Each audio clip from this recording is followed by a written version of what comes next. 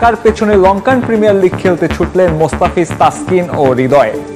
এলপিএলে আজ প্রথম ম্যাচে মাঠে নামবেন মোস্তাফিজুর রহমান, তাওহিদ হৃদয়। প্রথমবার যাচ্ছি এলপিএল খেলতে, দোয়া করবেন সবাই। লঙ্কান প্রিমিয়ার লিগ খেলতে গতকাল দেশ ছেড়েছেন 3 টাইগার ক্রিকেটার। পদ্মা নেমেছে টি-20 বিশ্বকাপের নবম আসরের। শনিবার 19 জুন ফাইনালে দক্ষিণ আফ্রিকাকে 7 রানে হারিয়ে শিরোপা জিতেছে ভারত। তবে বাংলাদেশের বিশ্বকাপ যাত্রা শেষ হয়েছে আগেই। এই মাসেই শুরু হচ্ছে 3টি ফ্র্যাঞ্চাইজি লিগ। 3টি দেশের ফ্র্যাঞ্চাইজি লিগে বাংলাদেশের ক্রিকেটার খেলবেন 7 জন। সবার আগে লঙ্কান প্রিমিয়ার লিগ খেলতে গতকাল দেশ ছেড়েছেন তাওহিদ হৃদয়, তাসকিন আহমেদ ও মোস্তাফিজুর রহমান।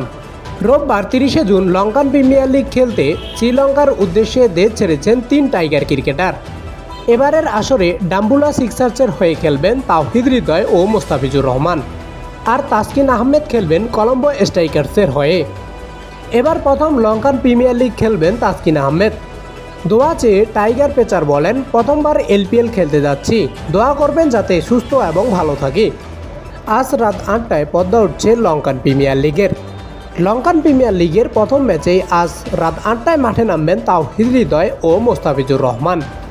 প্রথম ম্যাচে ডাম্বুলা সিক্সার্সের প্রতিপক্ষ গ্যান্ডি। মোস্তাফিজুর রহমানের দলের অধিনায়কত্ব করবেন মোহাম্মদ নাবি। এছাড়াও বিদেশি কোঠায় রয়েছেন ইব্রাহিম জাদরান, মার্ক চাকম্যান, তাওহিদ হৃদয়, মোস্তাফিজুর রহমান।